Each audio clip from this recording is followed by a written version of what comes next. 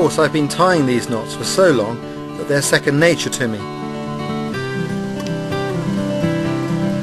But there's a first time for everyone, and I watched as the crew started to get the hang of things.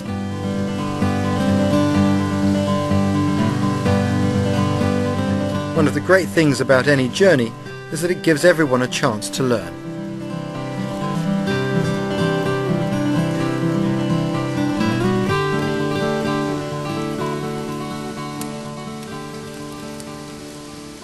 There are lots of different ways of going about feeding yourself when you're on an expedition.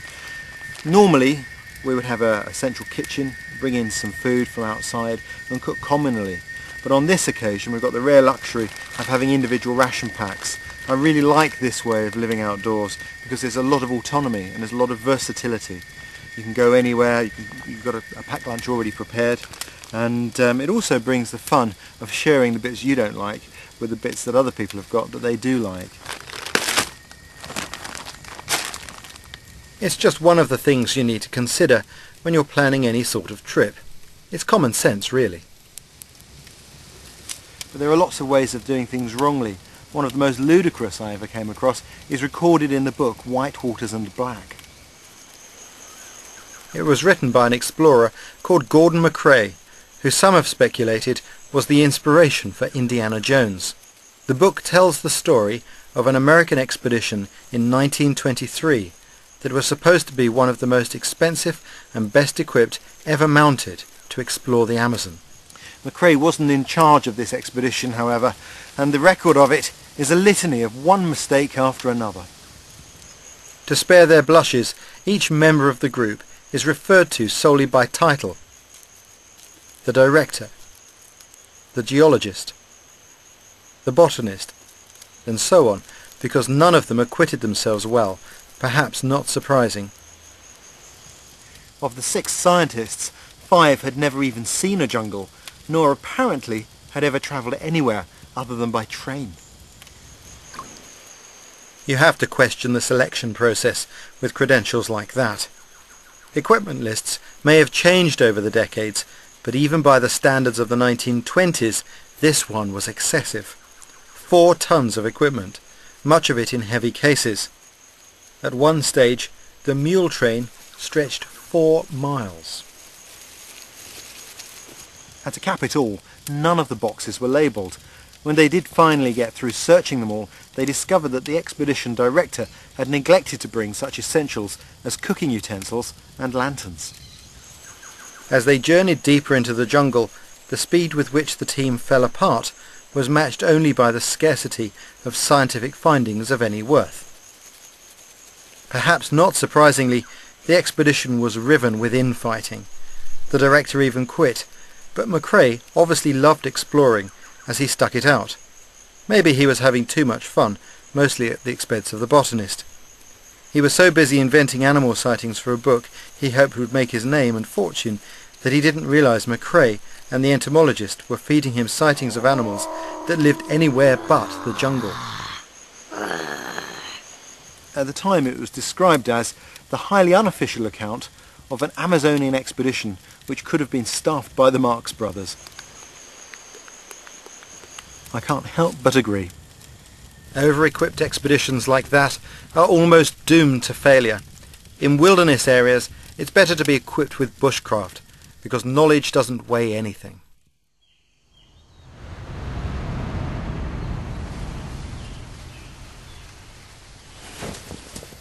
The way I pack my camp away is actually more important than the way I pitch it, because I want everything to be in the order that I want to find it, so that if at the end of the day when I come to set up again I'm tired or it's dark or it's raining, I don't want any tangles. I want to be able to put my camp up straight away. It's important to get into a clear, straightforward routine when you're living in remote areas. You never know what the day will hold. I always stuff my hammock into a dry bag. That way, even if the sky's open, I know I'll have a dry place to sleep at the end of the day.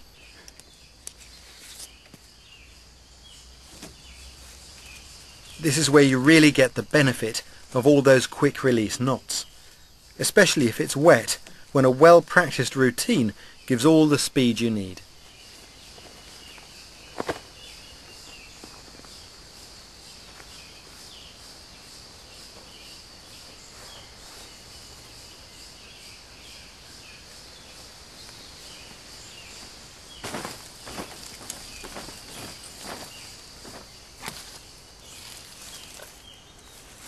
Hanging the rope like this makes sure that you don't end up with a bird's nest of tangled lines when you come to put your camp up.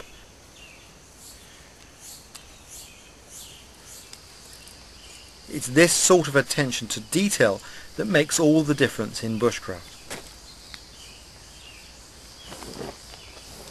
I always slide my tarp up to one end and fold it in the same manner every morning.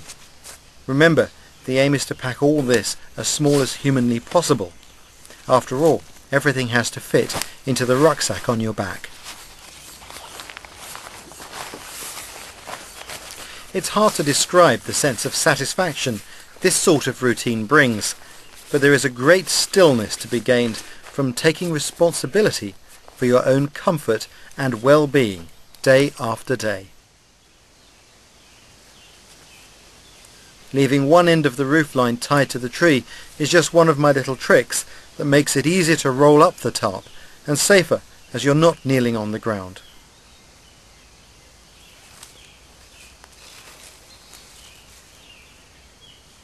Of course, the tarp goes in right at the top of my rucksack. It's the first thing I'll need when I come to set up camp.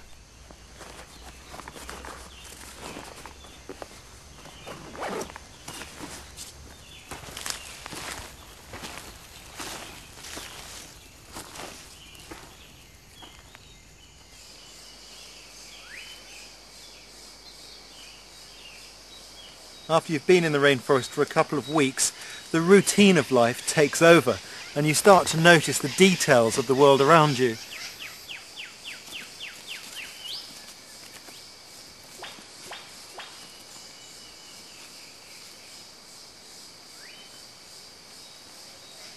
You really start to fit in. But I have heard tell of tourists who come here who don't even take their boots off for up to 2 weeks because they're so afraid of the forest. That's sad. Because it's the natural world of the jungle that's acted as a magnet to many of us over the centuries. In the Victorian age, there was a flood of scientists as travel to such far-flung destinations became a possibility. And being Victorian, many of them left great works for posterity, like The Naturalist on the River Amazon by Henry Bates.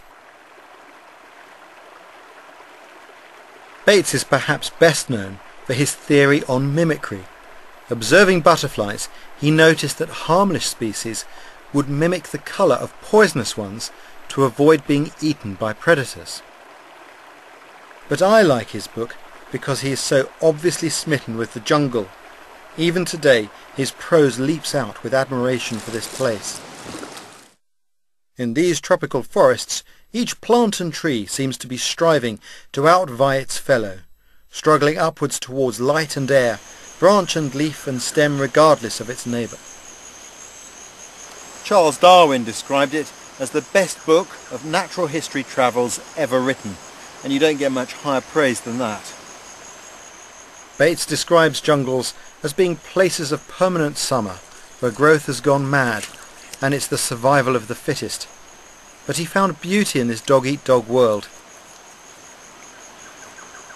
It's especially the enjoyment of life manifested by individual existences which compensates for the destruction and pain caused by the inevitable competition. And he's right. There is something destructive and beautiful in the way jungles grow.